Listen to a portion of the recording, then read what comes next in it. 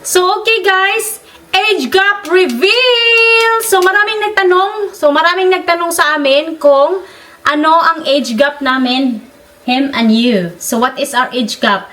So, yung age gap namin ni Mr. is... Ding, ding, ding!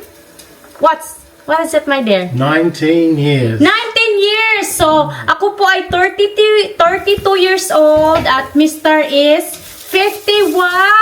So, a lot of comment. So, nagsabi 5 years gap, 12 years gap, 9 years gap. So, maraming nanghuhula. Look No at that. gap. 10 years, no gap. Meron man nagsabi 50 years gap. So, She sobra looks naman. 20 years older. So, ayun yung gap namin ni Mr. Age doesn't matter. So, maraming naghula-hula, maraming nag-guess. So, nakabasa ko na may nakatama. So, iisa lang yung pipiliin natin.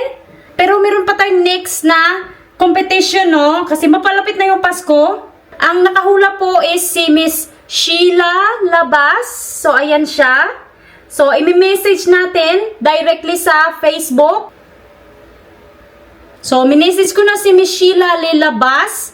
So, yung sagot po niya is, ayan, 19 years old. Ayan, nakaano po siya, nakatama po siya, 19 years old. So, ako, I believe that age doesn't matter. So, kung kahit ilang taon pa yung gap nyo, as long as nagkakaintindihan kayo, you love each other, that's the most important thing. So, hindi ko talaga pinangarap no na mag-asawa ng AFAM. So, it was just a magical day. So, ayan. So, maraming salamat nga pala sa lahat ng humula. So, huwag kayo mag-alala sa susunod na naman. So, thank you for watching. Bye!